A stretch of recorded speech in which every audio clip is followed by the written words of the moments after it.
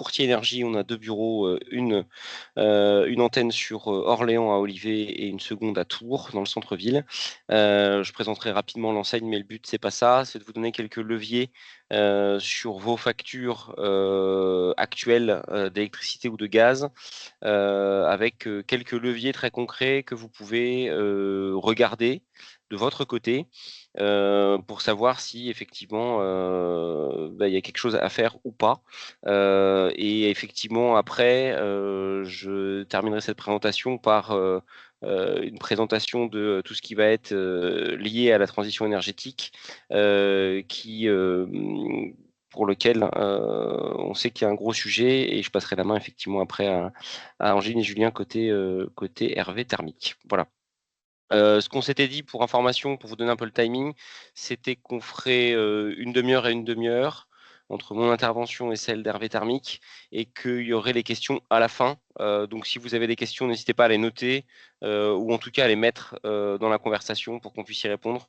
Voilà. OK. Merci Antoine.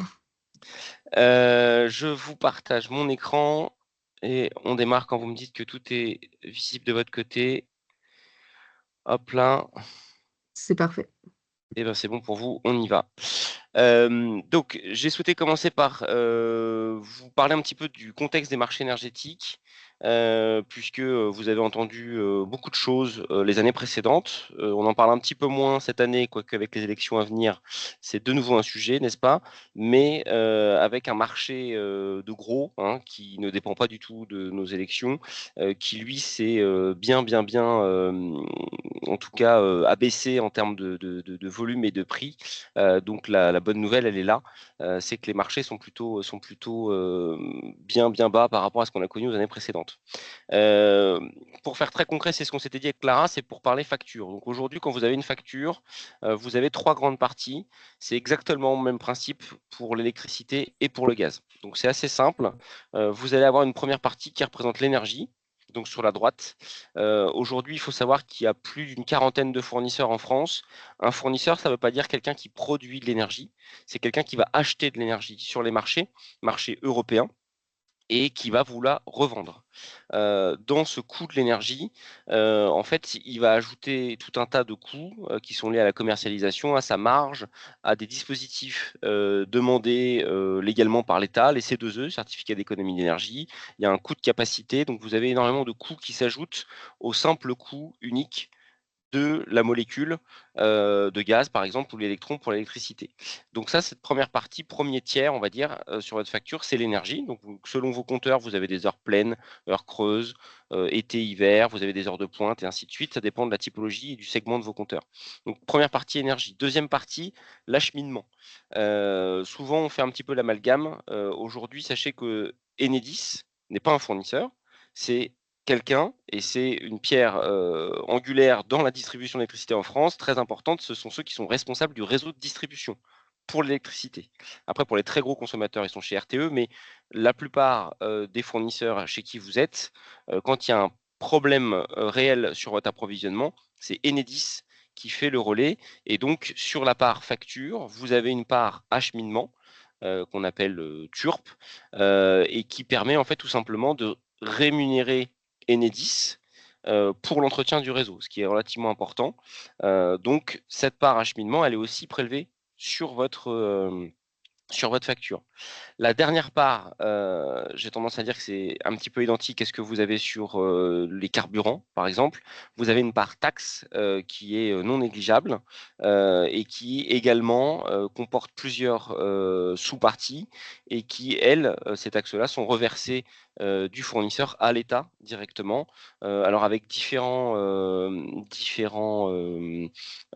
destinations. Vous avez une part des taxes qui est censée effectivement entretenir tout ce qui est réseau, tout ce qui est mettre un prix d'électricité identique pour la métropole et pour tout ce qu'on a dans les dom-tom, pour payer une partie de la retraite côté EDF. Vous avez la CTA, etc., etc. Donc vous avez pas mal de taxes, sachant que sur ces parties-là, sur les trois parties dont je vous parle, vous avez la possibilité, selon différents éléments, de faire un petit bilan de chacun et de vous dire, OK, là, je peux peut-être optimiser ma part taxe sur la CSPE, l'acheminement.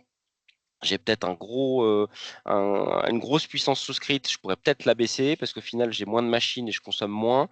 Et sur la part énergie, il y a une question de saisonnalité que je vais vous montrer après, où je pourrais acheter dans un moment où les prix sont peut-être plus sympathiques et bloquer un contrat à terme. OK? Donc pour moi, ça, c'est trois grandes parties que vous allez retrouver exactement de la même façon pour le gaz. Pareil. Et même pour le gaz, j'ai envie de vous dire, c'est plus simple. Vous n'avez pas des heures pleines, des heures creuses. Vous avez un prix molécule. Et ce prix, c'est le prix qui va durer selon votre contrat, sauf si vous avez des contrats indexés, c'est-à-dire des contrats qui varient selon les prix du mois précédent. C'est assez rare, mais ça existe. Donc vous avez un seul prix molécule pour le gaz, et après c'est pareil, vous avez de l'acheminement. Là, c'est pas pour Enedis, c'est pour entretien, c'est pour le gestionnaire de réseau de distribution côté gaz, et vous avez une part taxe également. C'est sur ces parts taxes, pour faire un petit peu d'actualité, que aujourd'hui le gouvernement revient en disant, bah voilà, en fait, vous avez une part taxe qu'on va augmenter parce que le réseau est moins utilisé, il y a moins de consommateurs, donc on va augmenter cette part-là. Ce qui est aujourd'hui à la main, clairement, des gouvernements, ce sont les taxes. La part énergie, personne n'a la main. C'est européen, c'est un mix européen, donc c'est pas qui que ce soit qui pourra toucher au prix molécule ou au prix électron. OK? Ce qui s'est passé, donc pour vous faire un rapide parallèle, si je reprends mon code couleur énergie acheminement taxe, en fait, avant 2022, vous aviez une période qui était relativement stable sur les prix de l'énergie au global, gaz, électricité, avec très peu de variations et très peu de volatilité. Ce qui fait que la part à peu près était d'un tiers un petit peu partout pour chacune des parties.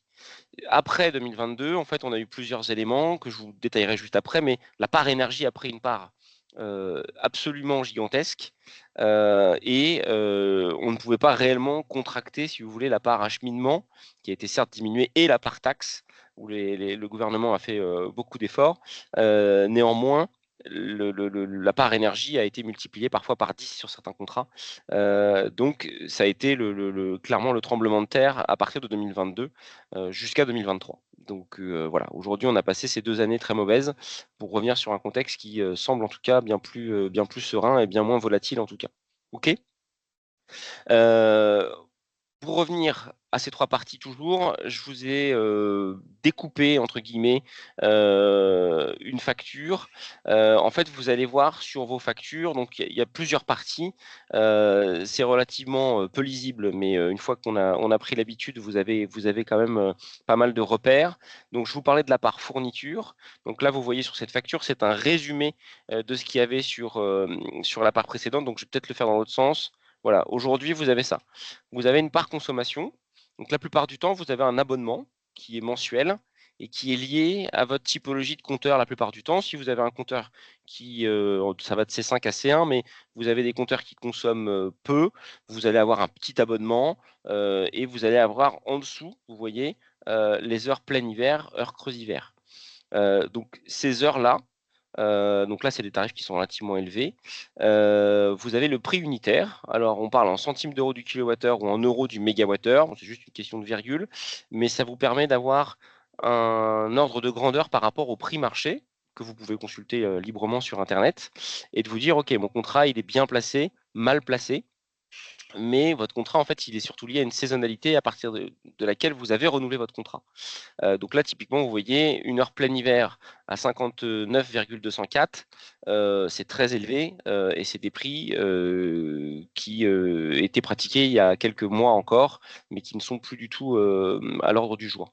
Donc cette première partie abonnement comprend deux prix hiver pour cet exemple-là, mais il y a également des prix été. Donc il y a quatre prix différents. Il y a la part abonnement que vous voyez au-dessus, 40,83 par mois. Et ensuite, on passe niveau 2 à la part acheminement. Donc là, alors, vous allez me dire, oui, il y a une petite part amortisseur électricité. Effectivement, il y avait une part amortisseur. L'amortisseur, c'était quand vous dépassiez certains seuils. Là, en l'occurrence, cette personne-là pouvait y prétendre et donc c'était déduit directement de sa facture. Vous avez donc la part acheminement qui est effectivement facturée. Et ensuite, la troisième part, vous avez la part taxe. Je m'arrête rapidement sur la part taxe.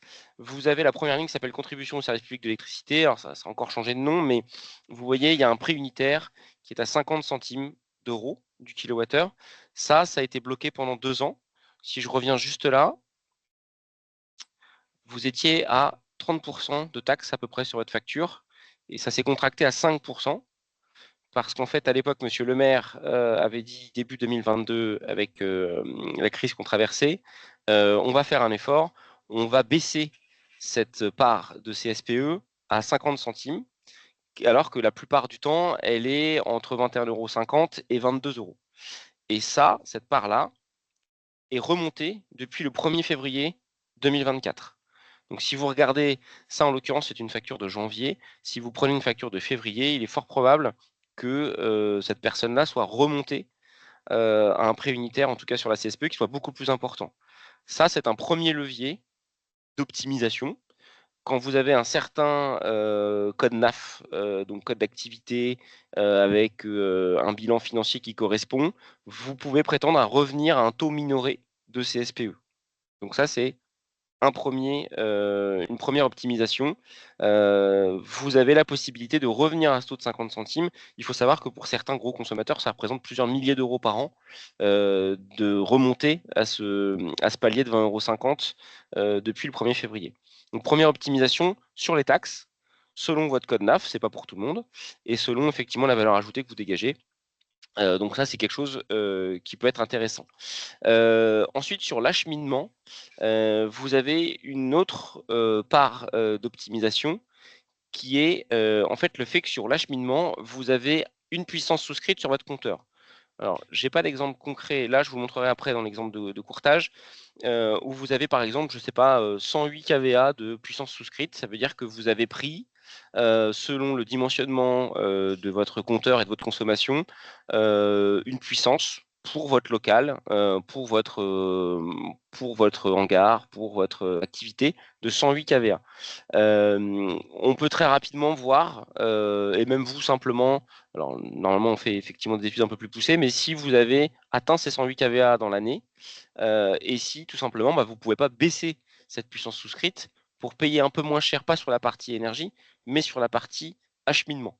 Parce qu'en fait, vous payez, je prends l'exemple du téléphone portable, un abonnement qui est bien trop élevé par rapport à ce que vous consommez. Si vous prenez, je ne sais pas, je vous dis une bêtise, 100 gigas d'internet et qu'en fait vous en consommez 20, clairement vous pouvez baisser quasiment de moitié votre forfait pour revenir à une puissance qui est celle dont vous avez besoin sans payer trop cher. Donc là, je vous fais un énorme résumé, je suis désolé, mais en gros, c'est comme ça. Vous avez la possibilité d'étalonner mieux votre puissance pour être un peu plus clair par rapport à votre activité. Donc ça, c'est des choses qui sont aussi faisables avec un dossier où on prend vos consommations sur 2 années complètes.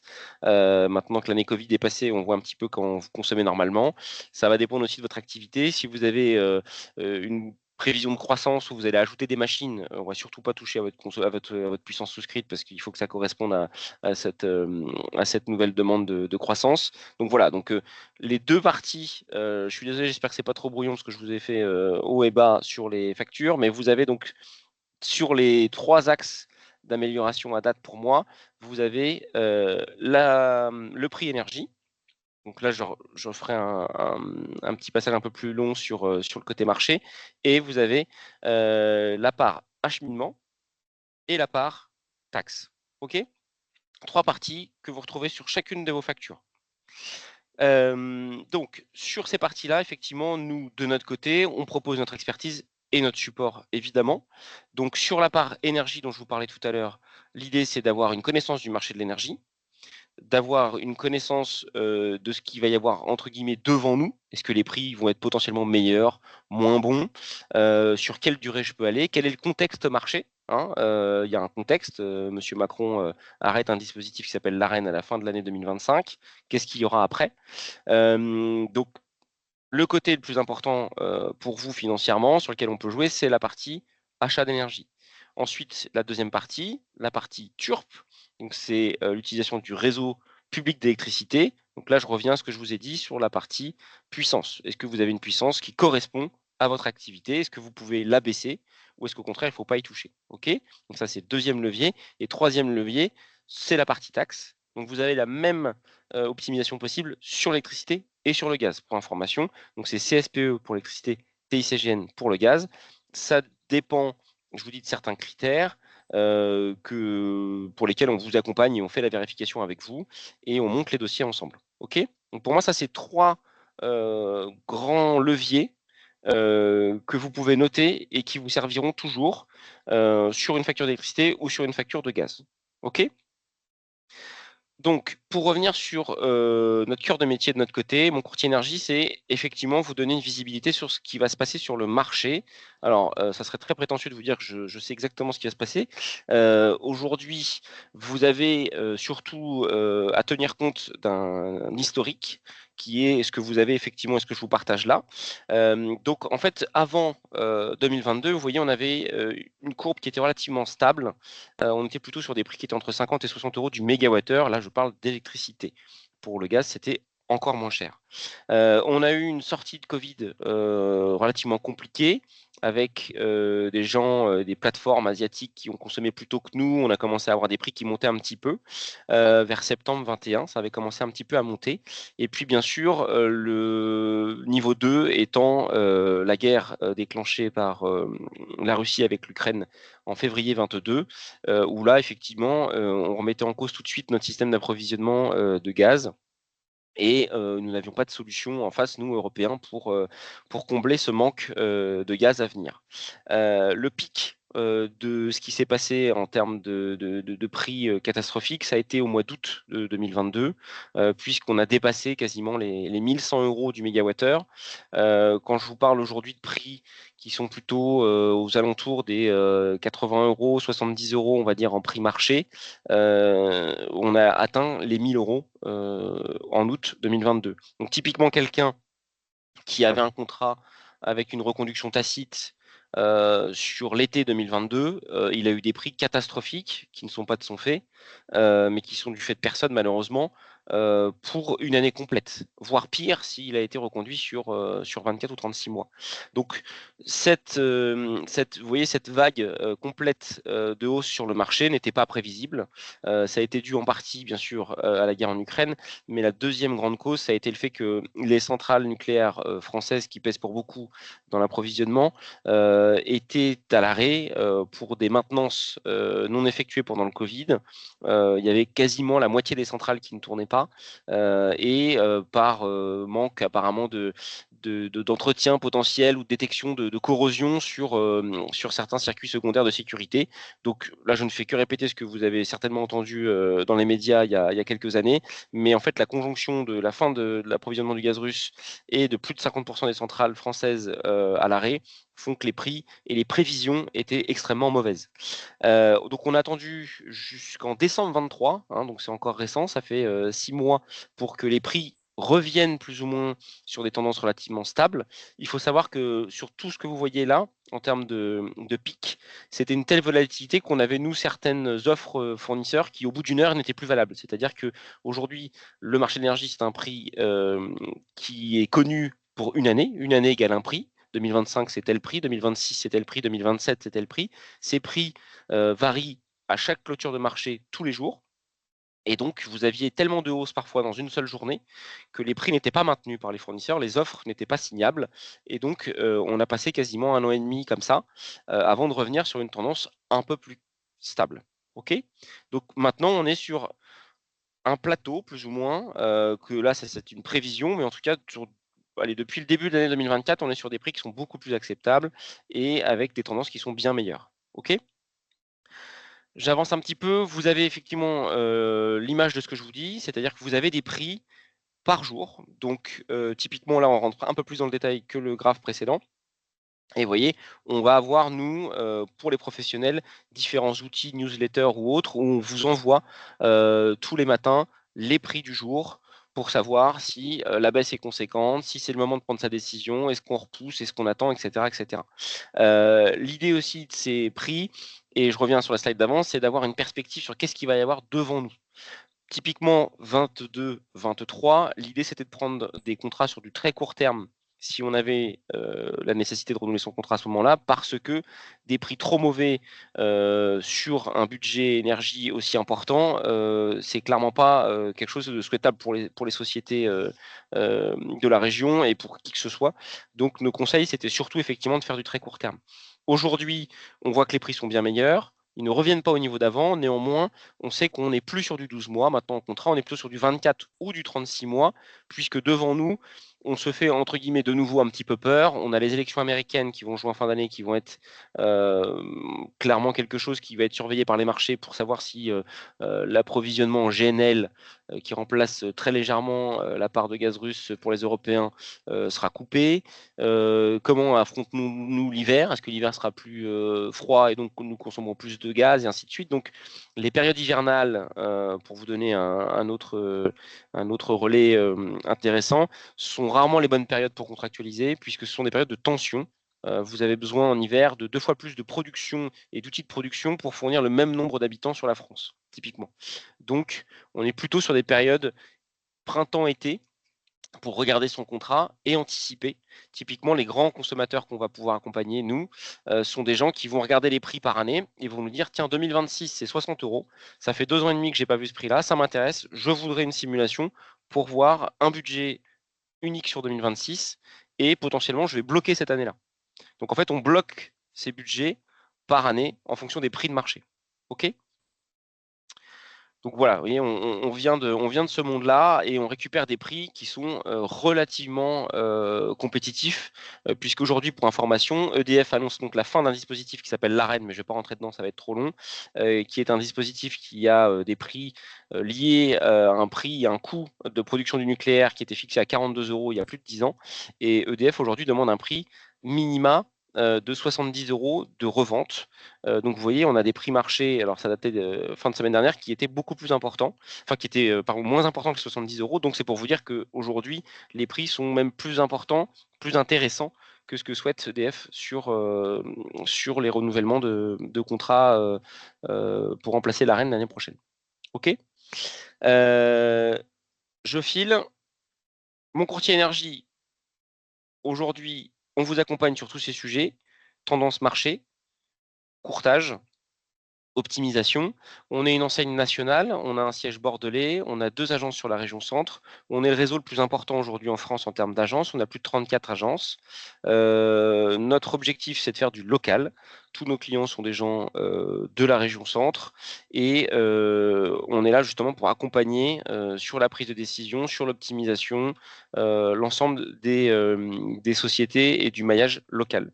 Donc ce qui est bien, c'est qu'on connaît bien tous les acteurs, que ce soit en Beauce, sur les coopératives agricoles ou sur les gens qui sont irrigants, on va dire plutôt dans le 18 sur d'autres activités. Voilà, donc on va vraiment coller à chaque activité pour vous donner notre expertise.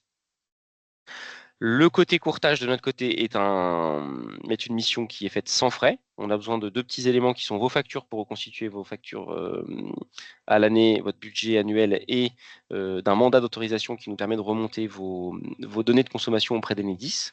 On utilise bien sûr les outils d'Enedis pour avoir le volume annuel le plus précis possible.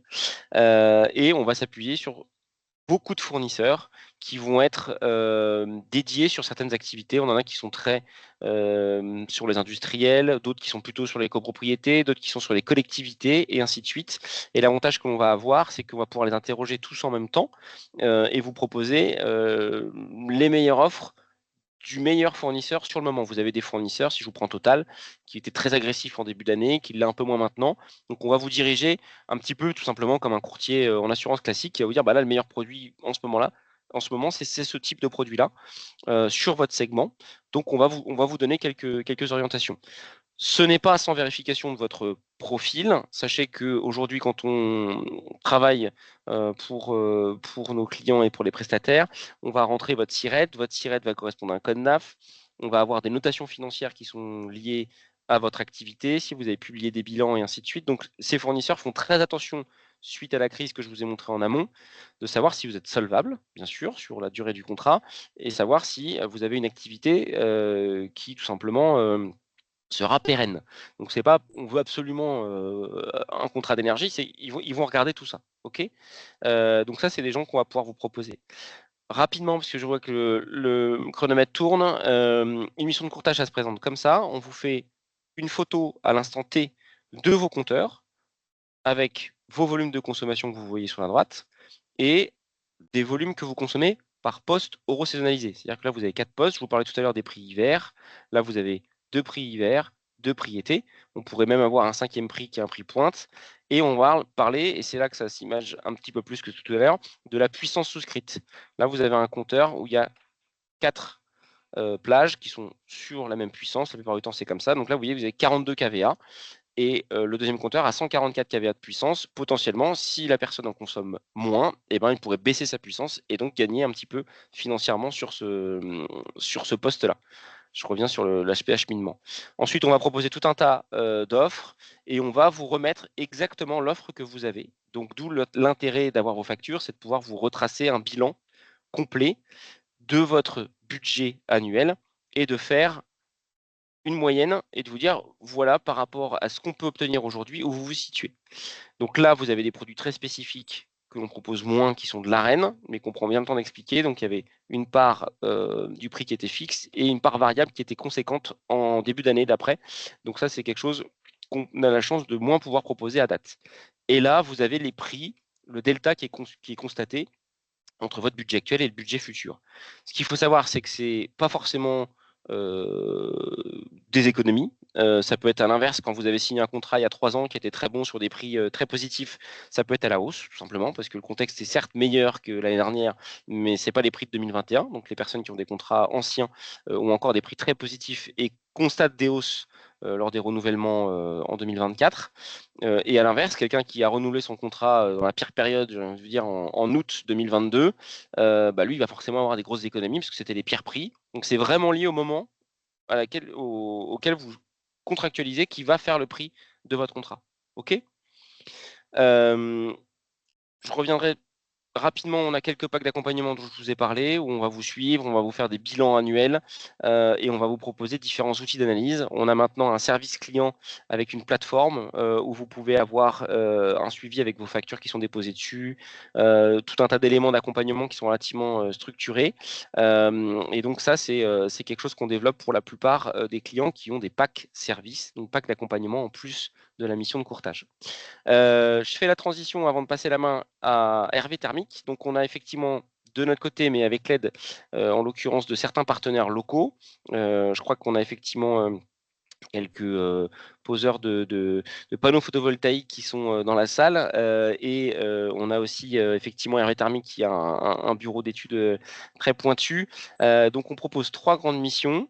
On a pour la première le grand bandeau vert, vous voyez, qui est un pack qui permet d'avoir une feuille de route sur qu'est-ce que la transition énergétique. Donc, on va faire un audit un peu complet de vos consommations, de vos bâtiments, de votre activité et vous donner quelques orientations sur les 3 grands piliers qui sont en dessous. Donc, la mobilité.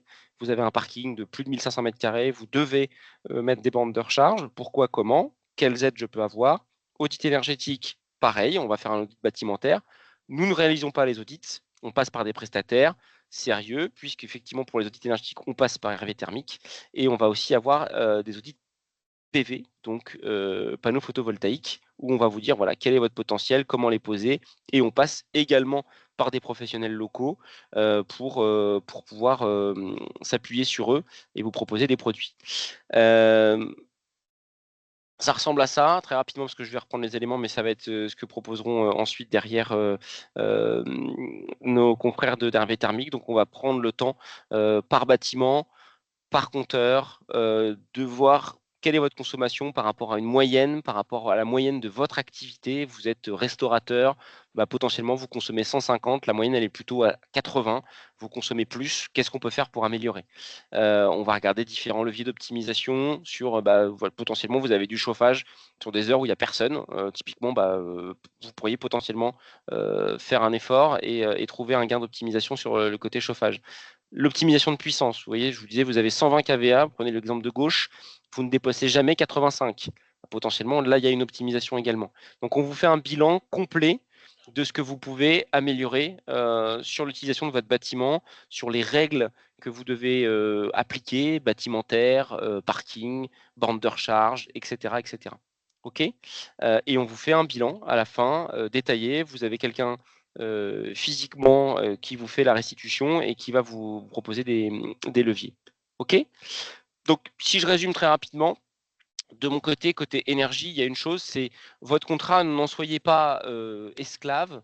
Vous avez la possibilité de prendre les devants, c'est-à-dire de regarder un petit peu les marchés de temps en temps. Alors, pas forcément, je vous conseille tous d'avoir les prix tous les matins, mais en tout cas de vous dire, OK, là je vais regarder, je crois que j'ai une échéance au 31-12. Il faut savoir que là, pour information, nous, on a travaillé essentiellement depuis le début de l'année sur des contrats qui sont à échéance fin d'année, hein. C'est-à-dire qu'on travaille sur même des contrats qui sont à échéance mi-25, fin 25, pour justement les gros consommateurs ou prendre les grandes habitudes, j'allais dire des grands comptes, c'est qu'ils anticipent leurs années. Si je vous prends des gens qui sont grands comptes au national, c'est des gens qui vont acheter de l'énergie sur quasiment 10 ans avec des programmes où ils vont poser des panneaux et ils vont faire en sorte que leur prix énergie soit assuré sur une très longue période. Donc aujourd'hui, il est plutôt là. L'intérêt, c'est de se dire, OK, j'anticipe un petit peu, je regarde, je fais une consultation. Est-ce que ça me va? Est-ce que ce budget-là me va? Je le bloque, je le garde, ça me va. OK. Ensuite, vous avez les leviers d'optimisation dont je vous ai parlé, l'acheminement et les taxes. Et après, vous avez mieux consommer. Et donc, mieux consommer, pour moi, là, c'est effectivement la partie pour Hervé Thermique. Donc, j'en ai terminé. J'espère, je suis désolé d'avoir pas été trop long. Et je laisse la main à Angéline et Julien.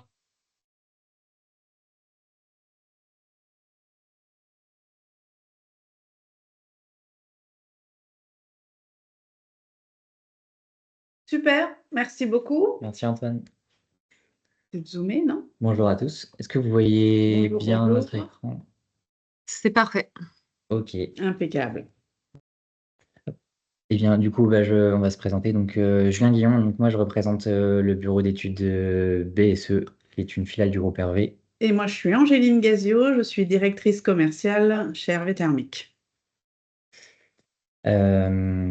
Donc aujourd'hui, l'objectif, voilà, ça va être d'aborder les enjeux actuels d'un point de vue énergétique et réglementaire, de vous donner un petit peu les pistes en fait pour apprendre à lever les freins et connaître les principaux leviers d'efficacité énergétique et de décarbonation, et de vous donner quelques retours d'expérience qui vous serviront en fait de base d'inspiration. Et puis voilà, on l'espère créer de l'échange et des questions à l'issue de cette présentation. Donc rapidement, BSE Hervé Thermique, donc sont deux filiales qui font partie du pôle énergie service du groupe Hervé. Donc ça représente à peu près 3000 personnes qui sont réparties sur une centaine d'implantations en métropole et outre-mer. Globalement, ce qu'il faut retenir, c'est qu'on intervient sur l'ensemble du spectre du management de l'énergie, de l'analyse des besoins et des enjeux, jusqu'au suivi de la performance énergétique, en passant du coup par des études énergétiques ciblées. Donc ça peut être des audits énergétiques, des études en décarbonation, donc faisabilité, géothermie, biomasse, etc. On va avoir également toute une partie de collecte de données et d'analyse via des plateformes en fait de suivi énergétique, avec derrière des energy managers qui vont être en capacité de surveiller et piloter les consommations, de déclencher des alertes et d'aller jusqu'à la résolution d'actions correctives en lien directement avec les clients, leurs agents techniques ou leurs prestataires de maintenance. Et puis on aura toute une partie sur la phase accompagnement en phase travaux, donc là en assistance à maîtrise d'ouvrage et maîtrise d'œuvre pour BSE, et en travaux. Réalisation sur les chantiers, effectivement, via Hervé Thermique, sur les métiers à la fois du chauffage, clim, ventilation, plomberie, mais également tout ce qui touche à l'électricité, et notamment donc, des solutions, comme on l'évoquait tout à l'heure, qui sont aujourd'hui des leviers importants comme le photovoltaïque ou les énergies renouvelables. Donc on va balayer vraiment tout ce panel de solutions techniques.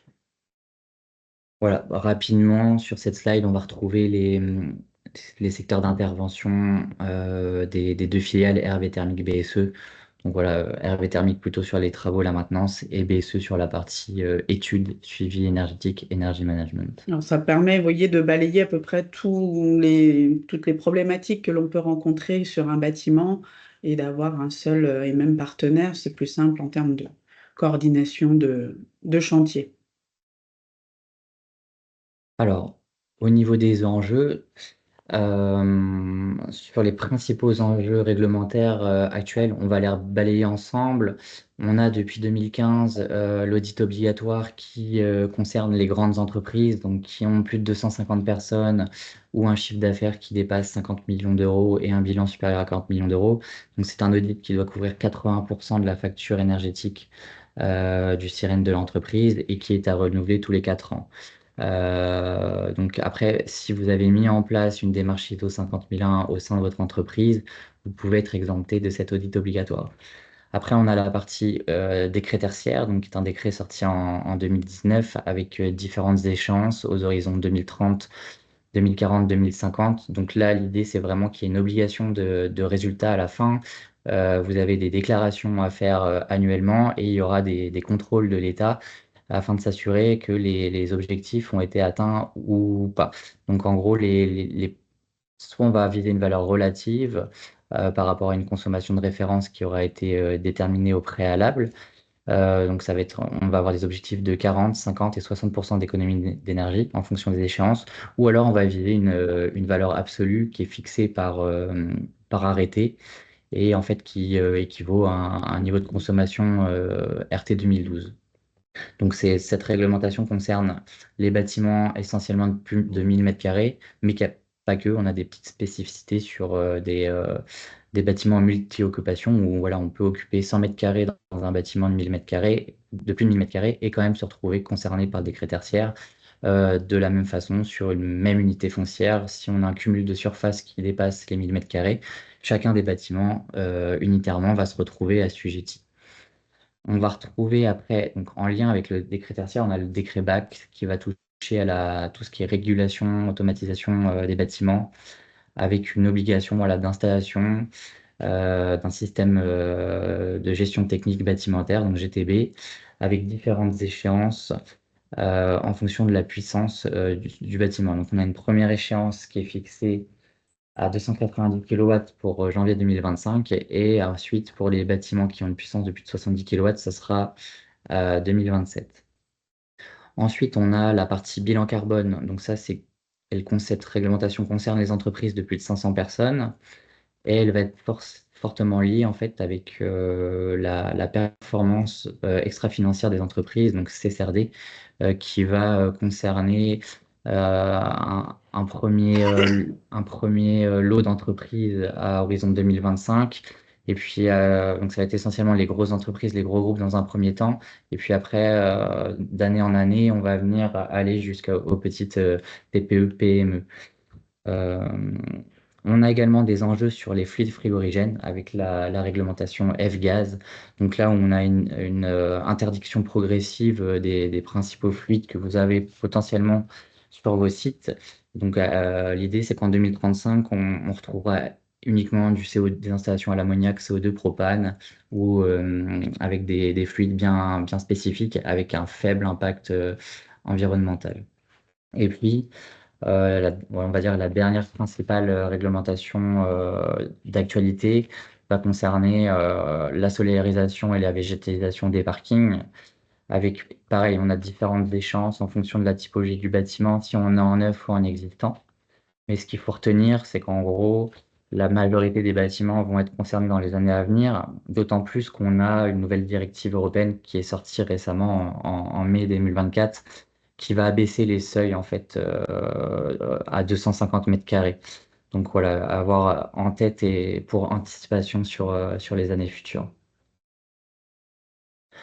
Alors, au niveau des enjeux, on a également forcément les enjeux climatiques que vous connaissez déjà. Je vais passer rapidement, mais donc l'objectif, ça va être de limiter la hausse des températures sur les prochaines années, de réduire les émissions de gaz à effet de serre et de sortir de la dépendance aux énergies fossiles.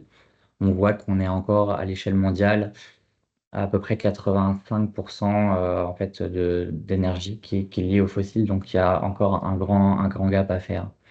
On a également les enjeux économiques. Je vais pas m'attarder dessus. Antoine en a parlé tout à l'heure avec l'évolution de l'énergie sur les différentes années.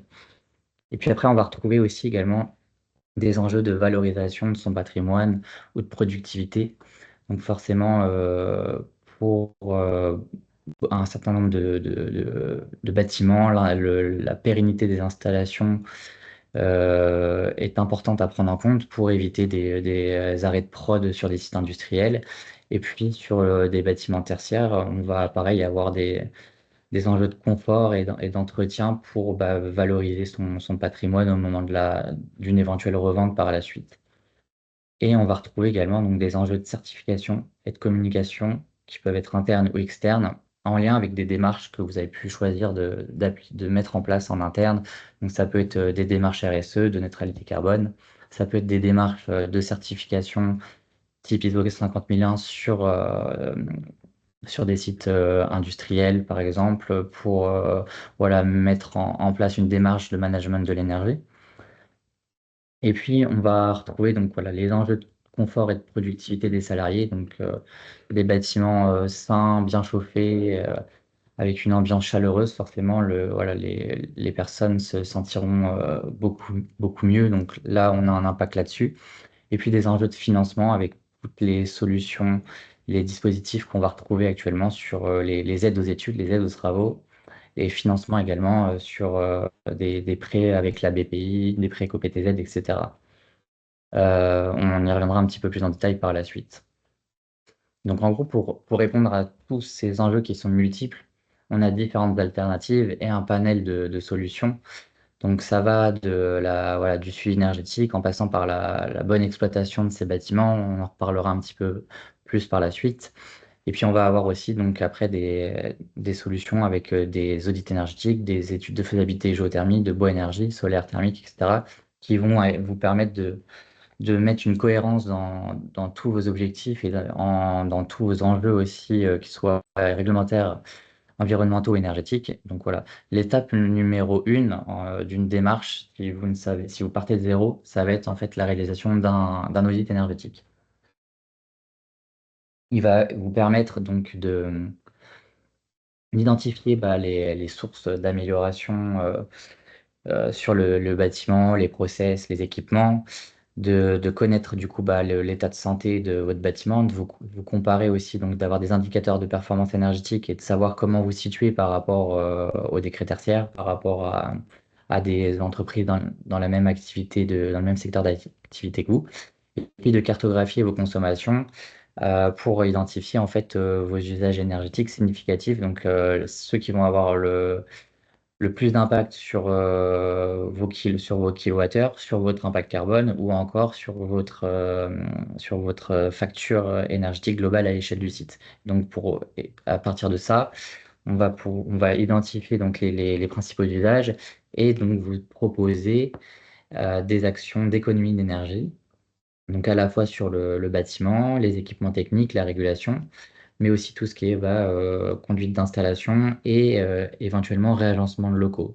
À titre d'exemple, sur notre agence d'Orléans, on a réalisé l'année dernière une optimisation de nos locaux en modulant en fait on a changé les bureaux et on accueille 16 personnes en plus. Donc au final, sans extension du bâtiment, on va être plus efficace énergétiquement, accueillir plus de monde et réduire les consommations ramener au nombre de personnes sur le site. Donc voilà, il y a des choses qui sont faisables aussi sans forcément de gros investissements. Le tout en améliorant le confort des usagers, puisque nous avons travaillé avec des mobiliers qui intègrent des solutions qui permettent d'étouffer le bruit. Et donc, on est sur un open space qui est plus occupé et beaucoup plus silencieux. Comme quoi, tout est possible. Alors voilà, l'idée de l'audit, ça va être de planifier vos travaux et d'établir une stratégie à plus ou moins long terme en fonction de vos objectifs et de mettre en forme tout ça. Donc, comment ça se passe un audit énergétique? Il y a une partie en amont, on va bien décadrer le besoin, vos problématiques, on va récolter un certain nombre d'éléments, et puis il y aura une phase d'expertise technique sur site avec des relevés et des campagnes de mesure potentiellement sur voilà, des armoires électriques, des TGBT, de la mesure de température, de l'analyse de vos données de GTB si elle est existante. On vous accompagnera sur la définition d'une année de référence qui servira de base au calcul des gains énergétiques sur chacune des actions qui vont être proposées. Et puis, on aura voilà, des différentes actions de performance énergétique qui seront ensuite scénarisées en programme de travaux. Et puis, à la fin, une restitution du dossier à l'oral pour vous présenter les différents axes que l'on aura identifiés et co-construire éventuellement un scénario qui serait idéal pour vous en fonction vos capacités d'emprunt, d'investissement et de vos objectifs. Voilà, vous retrouvez sur cette slide quelques exemples d'outils qu'on utilise lors d'un audit énergétique, donc du matériel pour faire de la mesure sur site. Après, on a aussi des outils sur ordinateur qui permettent de scénariser le bâtiment. Donc, c'est de la simulation, on parle de simulation thermique dynamique. On va renseigner en fait toutes les compositions des parois, des vitrages, tous vos scénarios d'occupation, les températures, etc. Et c'est avec ce logiciel qu'on va pouvoir calculer assez précisément les gains énergétiques générés par chacune des actions qu'on aura identifiées. Et si vous souhaitez aller par la suite sur des contrats de performance énergétique au moment des travaux, pour avoir en fait un prestataire qui vous garantit que les travaux que vous allez mener vont réellement générer le gain qui aura été estimé. Voilà, ce type de process et de simulation est indispensable à mettre en place au départ. Vous avez ici des exemples de synthèse sur des préconisations. Donc, vous retrouvez à chaque fois, pour chaque action, l'intitulé, l'investissement, les aides associées, l'économie générée donc en euros, en mégawattheure, en économie, en économie carbone. Et l'idée, c'est voilà, d'avoir différents indicateurs qui répondent aussi, qui soient parlants pour vos différents services en interne. Donc, on a la partie économie et la partie carbone notamment. Voilà, donc l'idée, c'est que l'audit, c'est une première étape qui va permettre d'identifier le plan d'action, de générer potentiellement, en moyenne, on va parler de 10% de gains sans travaux majeurs. Et puis derrière, on va pouvoir cibler certaines prestations en fonction de l'intérêt. Donc après, on va pouvoir aller sur du plan de comptage pour bien suivre et maîtriser les consommations dans le temps, du suivi énergétique, pour avoir quelqu'un qui vous accompagne au quotidien sur la détection des dérives. Ça peut être des actions de sensibilisation, donc l'animation de fresques du climat, par exemple. On va pouvoir après travailler si si le contexte géologique local est pertinent, on pourra orienter dans la continuité de l'étude, la réalisation d'une faisabilité bas carbone, par exemple, en géothermie. On y reviendra par la suite avec un cas concret chez un client en région centre. On aura voilà, des prestations de bilan carbone pour regarder toutes vos catégories d'émissions, en fait, et pas que le bâtiment. On va aller aussi voir le transport, vos produits, l'impact de vos produits finis, de des transports amont à aval sur votre chaîne de fabrication, etc., etc. Euh, je vais laisser la main à Angéline, du coup, qui va vous faire un zoom sur la partie exploitation des bâtiments. Oui, parce qu'en fait, c'est un sujet que l'on met souvent de côté ou que l'on omet très très souvent. On est sur une maintenance qui est réglementaire des installations techniques parce que ça nous est imposé.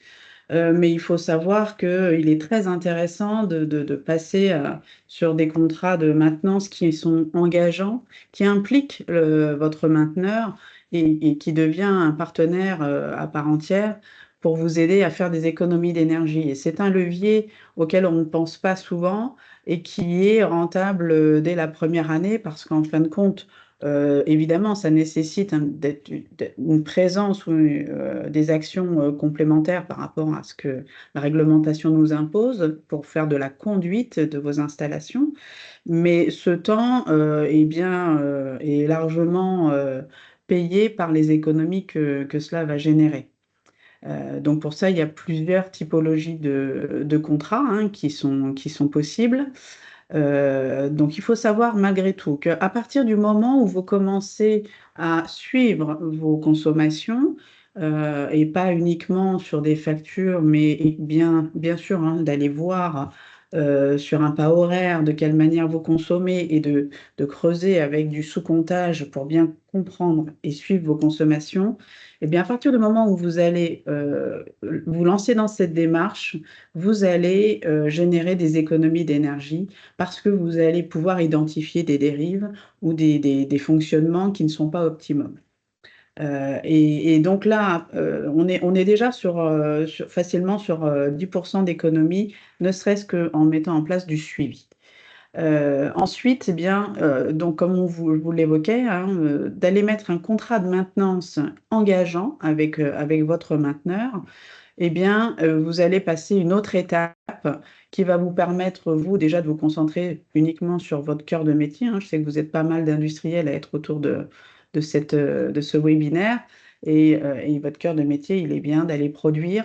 Donc, de pouvoir eh bien, challenger votre mainteneur à faire des économies d'énergie. Ça peut passer par un contrat, ce qu'on appelle de performance énergétique, et qui peut se quantifier uniquement sur de la conduite des installations, où là, on va venir faire de la sensibilisation des usagers, piloter les énergies, aller optimiser le fonctionnement et demander à votre mainteneur de s'engager sur un niveau de performance sur les années à venir.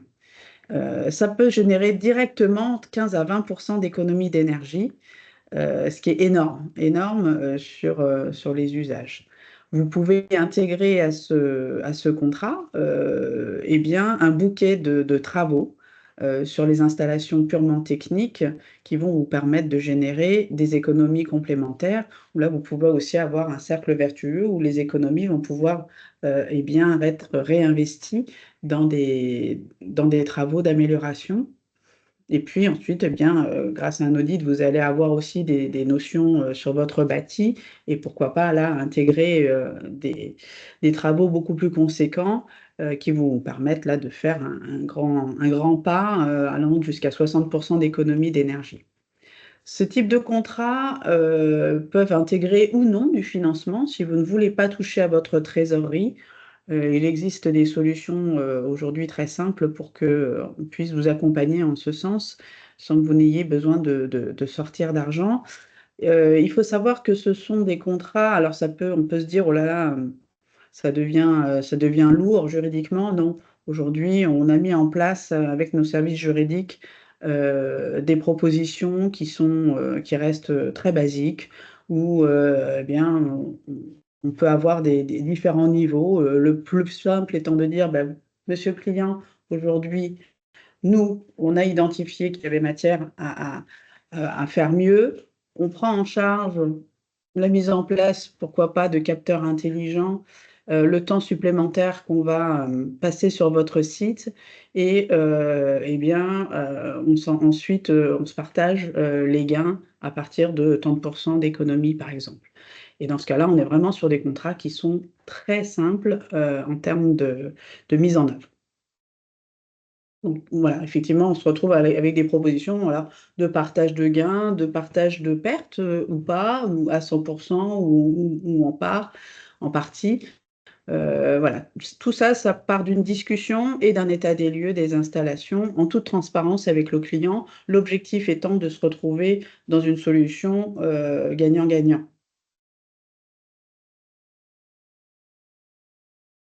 Alors, pour réaliser du coup toutes ces actions de performance et puis les études en amont, on a différents dispositifs d'aide qui sont existants. Alors, on en a restitué une partie ici, c'est pas exhaustif, on va dire qu'on va retrouver les principaux. Vous avez notamment sur la partie accompagnement au déploiement de l'ISO 50001, une aide qui peut aller jusqu'à 40 000 euros, qui est proposée par la T2E et EDF via le dispositif Pro SME. Vous avez après, bien sûr, sur la partie travaux, tous les dispositifs de certificats d'économie d'énergie et aussi de crédit d'impôt en fonction de la nature des travaux qui vont permettre de financer un certain pourcentage des travaux engagés. Donc ça va de 5 à 100% du montant des travaux en fonction de la nature de ces derniers.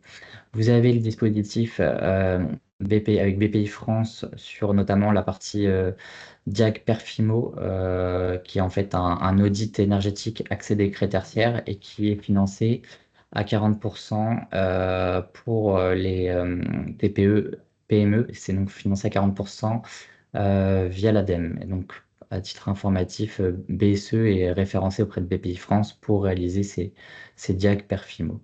Vous avez également après des aides de l'ADEME, du Fonds de chaleur et des contrats territoriaux, les CCRT, sur des études et travaux sur essentiellement de la chaleur fatale ou des études de faisabilité ENR et travaux ENR également, donc géothermie, biomasse, solaire thermique notamment, où là on a des subventions donc sur les études entre 45 et 60%. Et sur les travaux, en moyenne, sur les entreprises, on est entre 40 et 50% de subventions. Ici, voilà, on a la carte des CCRT qui sont actifs, donc on a bien quasiment toute la région Centre-Val de Loire qui est couverte par le dispositif. On va terminer donc sur un retour d'expérience chez un de nos clients qui est une TPE-PME locale basée au sud d'Orléans, sur Ardon. Donc c'est l'entreprise Maquet Guettinger, donc c'est une PME d'environ 2 salariés qui a donc deux bâtiments avec 200 salariés, pardon, ouais. Avec, donc 2 bâtiments avec un mix entre du tertiaire et l'industrie, qui a des besoins en chaud et en froid. Donc ils avaient 2 chaudières de 480 kW, un gros froid de 335 kW et une facture qui avoisinait en 2020 les 200 000 euros.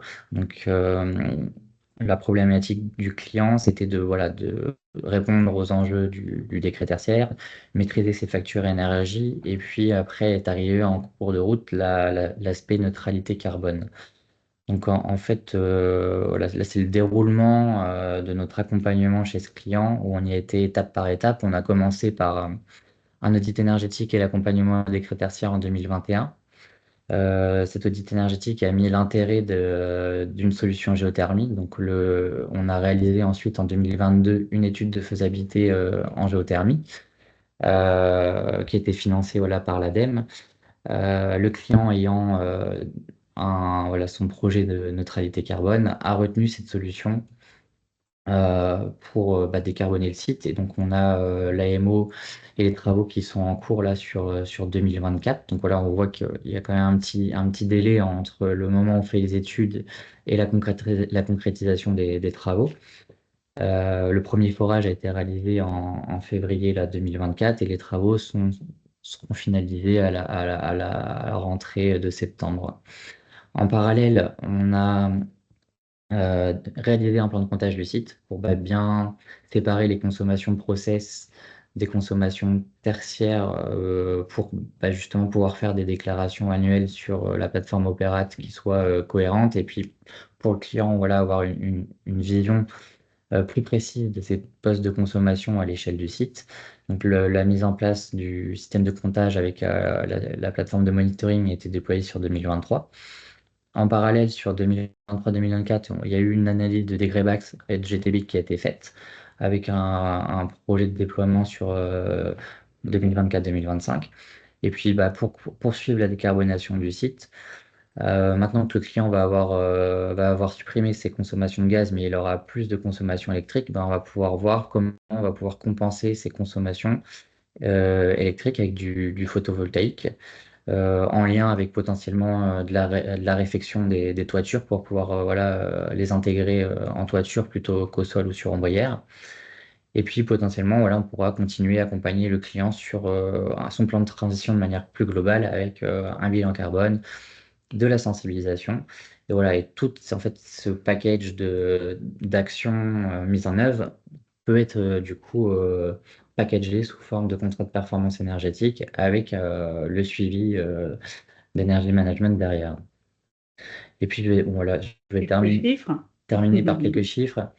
Euh, Avec un petit zoom sur la faisabilité géothermie, l'idée c'est que on procède en fait on commence par un volet zéro qu'on appelle avant-vente. En fait, on va venir identifier si le contexte géologique local est favorable ou pas à de la géothermie.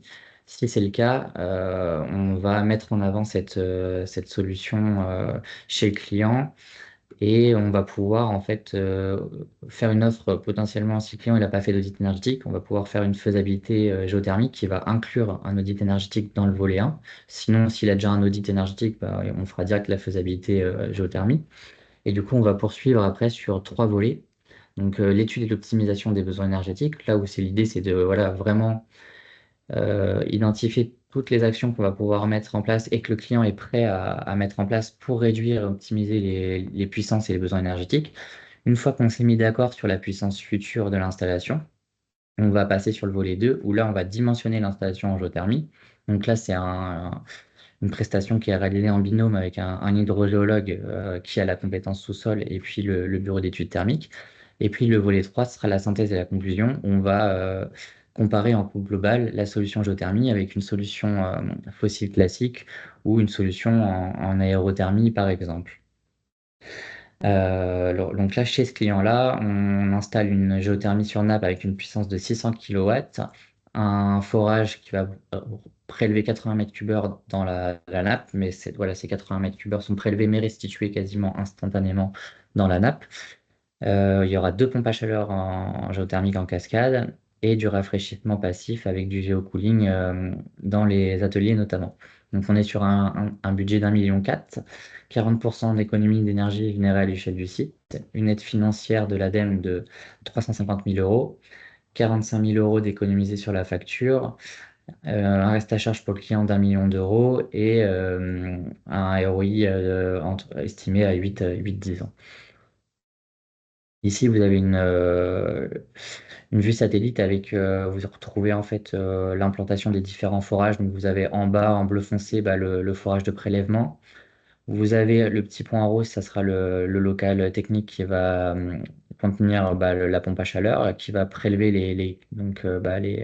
l'énergie disponible dans l'eau. Et puis après, tout en haut du site, vous avez le rejet de l'eau qui serait dans la nappe, avec la flèche bleu clair à gauche, le sens d'écoulement de la nappe. Et ici, donc, l'impact carbone avant-après sur le projet. Donc, on voit que la solution géothermie, elle est vraiment pertinente pour décarboner. On va réduire facilement de 10 fois ses émissions carbone. Et en plus, on va abaisser ses consommations d'énergie et donc favoriser l'atteinte des objectifs du décret tertiaire, par exemple. Rapidement, un petit dernier exemple avant qu'on passe aux questions-réponses. Là, on est sur un exemple de contrat de performance énergétique avec le groupe Saint-Gatien que nous accompagnons depuis 2007. Au départ par un petit contrat de maintenance sur un des sites de Tours. Donc, juste pour vous planter le décor, le groupe Saint-Gatien, c'est un groupe qui a plusieurs cliniques privées en France et notamment sur l'ouest de la France. Et notamment en local, il s'agit du site d'Aureliance qui est sur Saran. Donc, on accompagne ce client depuis 2007. En 2018, je vous fais court, on a fait la réalisation d'Aureliance en travaux, qui est un site déjà qui est extrêmement performant avec de la géothermie notamment. Et des pompes à chaleur. Et en 2018, le client nous demande de l'accompagner sur une dizaine de ses cliniques et nous challenge sur les économies d'énergie. Donc, nous lançons sur le site d'Aureliance et nous lui proposons un contrat de type engageant, mais vraiment très, très simple, très basique, sur lequel nous réalisons des économies malgré les performances du site. Donc, où nous étions avec des belles économies, à la fois en gaz et en électricité. Et fort de ce contrat, eh bien, nous venons de signer donc là un contrat engageant maintenant sur 8 des 10 cliniques du groupe Saint-Gatien qui nous lie sur les années à venir et avec des systèmes de partage de gains au-delà des 4% d'économies générées sur ces sites et avec un investissement extrêmement faible. Donc, on est vraiment sur des solutions simples et rapides à mettre en œuvre. Et je pense qu'il faut garder en tête notamment aussi ces leviers d'action. J'ai fait court, hein? Ouais. Bah, merci à tous. Et puis, place aux Exact. questions, du coup, pour ceux qui en ont. Alors, on a 2 questions pour le moment dans la conversation. Alors, la première: j'ai un contrat à Rennes négocié en 2022 et à un tarif fort, mais avec une clause de prix révisable à la baisse. Où puis-je consulter le cours de prix de la Rennes au jour le jour? Alors, merci pour la question. En fait, il n'y a pas de cours à Rennes au jour le jour. Vous avez un cours quotidien de l'électricité qui est fait avec 2 composantes qui s'appellent base load et peak load. Donc vous allez avoir un prix par année. Je peux vous partager, je vous ai envoyé un lien, monsieur ou madame, en tout cas, pour vous éclairer un petit peu. C'est la plateforme européenne qui donne les prix de l'électricité. Et vous allez avoir un prix par jour. Donc en fait, vous vous connectez, vous pouvez mettre les prix de la veille, parce que c'est une clôture à chaque fois prix de marché de la veille. Vous avez un prix par année. Ce qu'il faut savoir, c'est que c'est un prix qui ne sera pas votre prix contrat. C'est un prix qui va vous donner un indicateur de la hausse ou de la baisse. Et en fonction de ces prix-là, à la clôture de l'année, vous avez un guichet à Rennes à la fin du mois de novembre. C'est-à-dire que chaque fournisseur va dire auprès de la CRE, qui est la Commission de régulation de l'énergie en France, voilà, j'ai vendu tant de volume de contrats avec de la Rennes. Et cet organisme-là va revenir vers les fournisseurs à la fin du mois de novembre en disant, bah, en fait, vous en avez vendu trop. C'est souvent plus que ce qu'ils ont le droit, malheureusement. Et ce que vous n'avez pas pu obtenir à ce tarif préférentiel, vous allez l'acheter sur les marchés. Et ils vont acheter le complément qui fera votre variation sur votre contrat au mois de décembre. Donc aujourd'hui, incapable de vous donner le montant de cette variation, puisqu'en fait, elle aura lieu à partir du mois de décembre 2024. Et ce complément-là sera appliqué sur votre facture en début d'année prochaine, donc en début d'année 2025. Donc ce que je peux vous donner, c'est le lien que je vous ai mis là, qui vous permet d'avoir les prix de marché, qui ne seront pas vos prix compléments de votre contrat à Rennes. Néanmoins, on a des estimations et on le sait.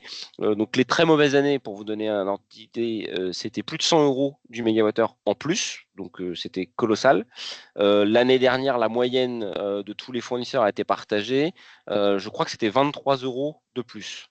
Donc j'ai envie de vous dire, vous prenez vos prix contrat actuels, vous ajoutez 20 euros aujourd'hui, puisqu'on estime que la demande sera relativement similaire pour la fin de l'année, et vous avez un prix contrat pour vous projeter. Ce qu'il faut savoir, c'est que l'AREN va s'arrêter au 31/12/2025, donc suite aux fortes hausses des années précédentes. De toute façon, ce dispositif devait s'arrêter. On ne connaît pas le dispositif qui le remplacera. Néanmoins, ce qui a été proposé par EDF, je ne sais pas si vous en avez entendu parler, c'est qu'il y a un prix plancher et un prix plafond, et que entre ces deux limites, il y ait quelque chose qui soit reversé auprès des consommateurs si ça dépassait un certain prix. Donc aujourd'hui, c'est des discussions qui sont engagées avec EDF. Néanmoins, EDF n'a pas la main, puisqu'il faut que ça soit appliqué au niveau européen et validé au niveau européen. Mais en tout cas, voilà, l'AREN va s'arrêter fin 2025. Votre complément, vous le connaîtrez plutôt en fin d'année. Et ça va dépendre surtout des prix de marché au mois de décembre. Quand ils sont bons, ça fait une petite variation. Quand ils sont mauvais, ça fait une grosse variation. Mais ça, aujourd'hui, personne ne peut vous le dire. Voilà. Merci beaucoup Antoine. Nous avons une autre question plutôt pour Julien et Angéline. Bonjour, quel est l'ordre de grandeur du coût d'un audit? Du coup, sur la partie tarification concernant les audits énergétiques, ça va être variable en fonction du domaine d'activité, tertiaire, industrie notamment. Ça va aller en moyenne de 3 500 euros jusqu'à 20 000 euros, on va dire, pour des gros sites industriels, parfois plus sur des très très gros sites. Après, on peut tabler sur 5 à 10 000 euros en moyenne.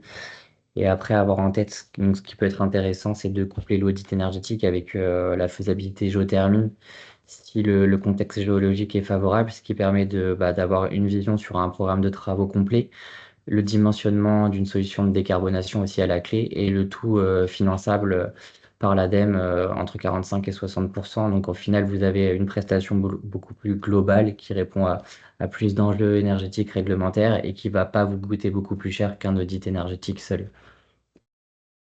Et peut-être compléter en, je ne sais pas combien de temps aussi nécessite un Alors, audit en moyenne. Alors, effectivement, ça va sûrement dépendre de la taille de l'entreprise, mais oui, ça va être, on va être sur un délai entre 1 à 3 mois de réalisation en fonction de la taille du site. ouais. Avec, on va avoir une visite sur site, ça va être de voilà, 1 à 3 jours sur des plus gros sites. Et puis après, ça va être du temps à passer au bureau, Campagne de mesure, analyse des Mm. données, donc oui. D'accord. voilà, on peut partir sur 1 à 2 mois en moyenne. Ok. Sur une faisabilité géothermie, ça sera un petit peu plus long parce que à l'issue du volet 1, du coup, le client va devoir valider en interne les travaux qu'il est prêt à réaliser pour abaisser la puissance. Donc, en fonction de ce temps de décision, on peut avoir un petit délai sur la réalisation du volet 2. Et après, le volet 2 est réalisé conjointement entre le bureau d'études thermiques et l'hydrogéologue. Donc là, pareil, on a transfert de données entre les deux. Donc voilà, sur une géothermie, on est plus sur 2 à 4 mois en moyenne en temps de réalisation. D'accord. Ok, merci. Si quelqu'un a une autre question, peut-être directement prendre la parole, hein, sans souci. Il y a une question sur la conversation. Oui, c'est nous. Ah, qui Clara. arrive. Oui, bonjour. Bonjour. Ah, j'avais pas vu. Merci Antoine. On se demandait comment on peut suivre, nous, le cours du mégawatt. Parce que- Je vous montre parce que c'est le. Vous pouvez prendre le lien que j'ai mis dans la conversation, vous voyez ou pas? Ah, d'accord, ok. Et je vais vous montrer parce que malheureusement, mais c'est un peu la vérité, c'est que c'est en anglais. Je vous partage mon écran, ça ressemble à ça. Donc en fait, vous avez le nom des marchés pour le marché électricité français, c'est EEX.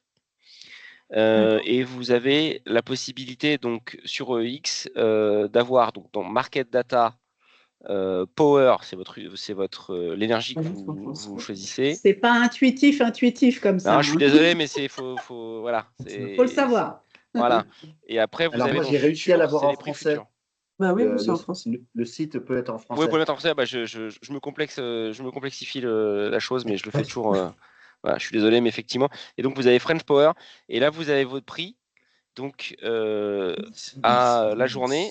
Et c'est ce que je vous disais. Donc, en fait, pour information, la construction de votre prix, c'est la résultante de deux données, base load, peak load. Allez-y. Non? Donc, Ah, il est là, je pense. Oui. là, vous avez le prix du marché.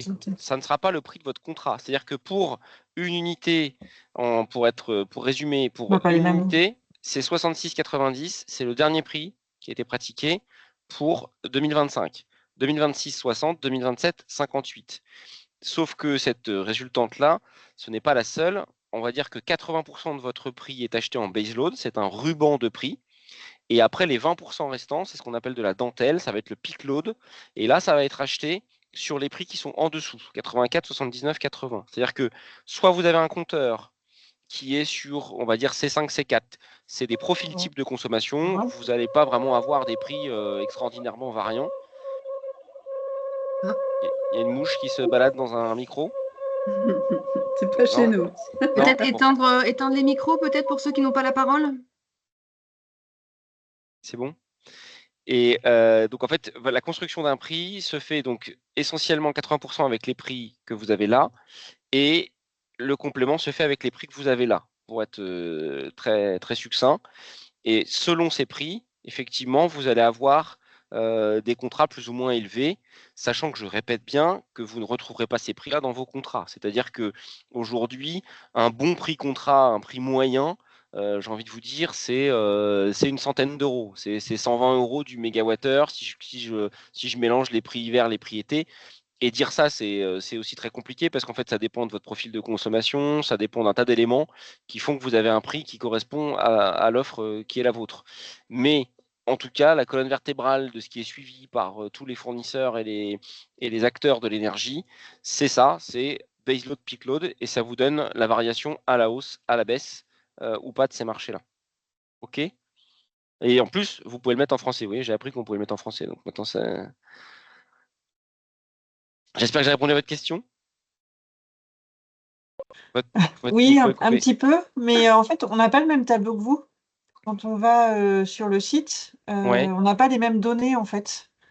Alors moi, j'ai pris Nous, les prix d'hier. Hein. ah, d'accord, ok. Ouais, vous pouvez Ok. choisir en fait la journée. Ah, voilà. Vous voyez. Et c'est pour ça, pour information, que la plupart des offres sont valables à la journée. C'est-à-dire qu'une offre, elle est D'accord. prise avec la mise à jour des prix que vous voyez la veille et elle est valable jusqu'à 17h. Après, on a certains fournisseurs qui font des grilles à la semaine, des grilles au mois. Ça dépend de la politique commerciale des fournisseurs. Mais donc, D'accord. les prix varient moins en ce moment. Mais là, vous avez une période où typiquement, vous voyez, la température est clémente, les stocks de gaz sont assez élevés, la production elle est relativement stable, donc à date les prix sont bons en tout cas.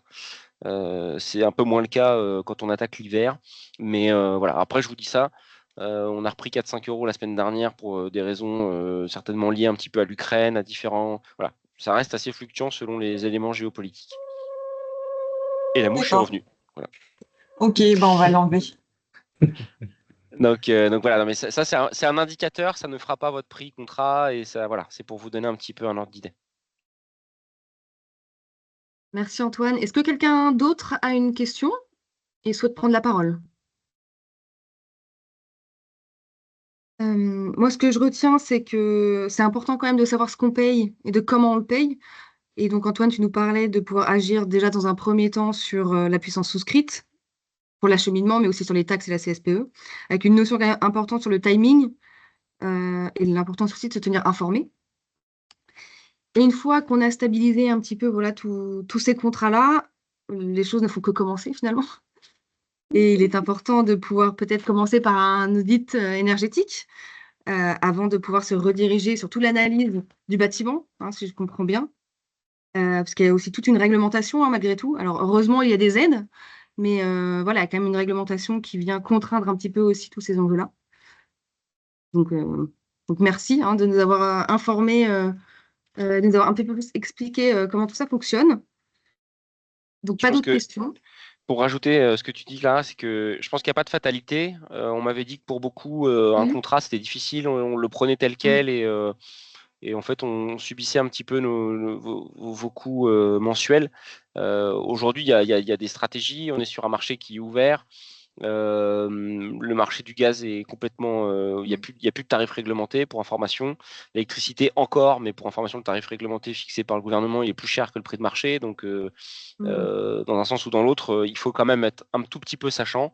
Vous avez des leviers d'optimisation. Ça demande un petit peu de temps, mais on peut vous accompagner. Et bien sûr, dans une tendance de fond, sur ce que présentaient Julien et Angéline, vous avez des obligations qui sont certes peu connues, comme le décret tertiaire ou d'autres, mais où on le sait très bien, ça va être quelque chose qui va vous être demandé, vous allez être relancé, et donc vous ne pouvez pas passer à côté. C'était peut-être quelque chose dédié pour les très grosses entreprises, de dire voilà, on va s'y pencher. Aujourd'hui, tout le monde est concerné sur la partie transition énergétique et je pense que chacun à son niveau, vous avez des choses et en plus sincèrement qui s'améliorent et on le voit sur certains. Nous, on voit toutes les consommations clients.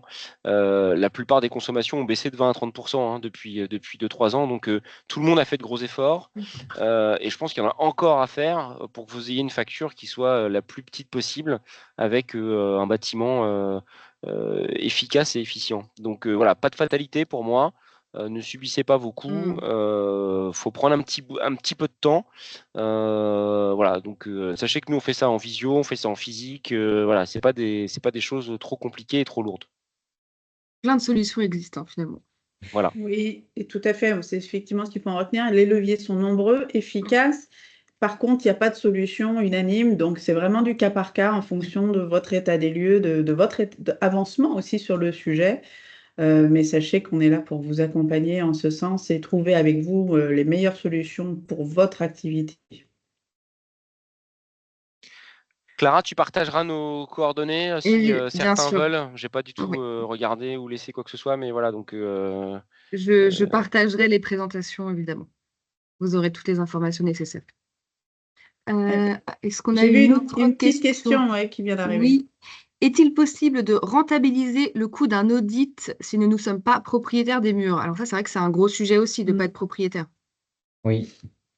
Euh, Potentiellement, oui, parce que on peut être exploitant d'un bâtiment, mais mal gérer ses consommations de chauffage et de climatisation ou mal piloter son éclairage et du coup surconsommer en fait inutilement. Et donc, l'audit peut permettre d'identifier aussi des leviers sur la partie sensibilisation, bonne pratique et régulation des équipements. Après, entre propriétaire et locataire, c'est toujours un peu plus complexe sur ce type de cas où il va falloir identifier qui fait quoi en termes d'action. En général, les programmes de travaux qui vont porter sur les gros investissements, sur l'isolation, les gros équipements, ça va plus être à la charge du propriétaire. Après, tout ce qui va être petits équipements, ça peut être plus le locataire, ça va dépendre du bail. Donc ça, c'est à définir. Mais oui, oui, on peut faire des économies via juste aussi du suivi énergétique déjà sur des bâtiments, même en étant locataire. Après, il faut regarder en détail les équipements sur le bâtiment en question, mais c'est possible, ouais. Merci, Julien. Pas d'autres questions. Bon, je pense que vous avez été très clairs. Pour autant, il y aura vos coordonnées qui seront transmises à tous les Oui, participants. Donc, s'il y a d'autres questions suite au webinaire, il ne faudra pas hésiter à les poser à nos intervenants. Je vous remercie beaucoup, tous les trois.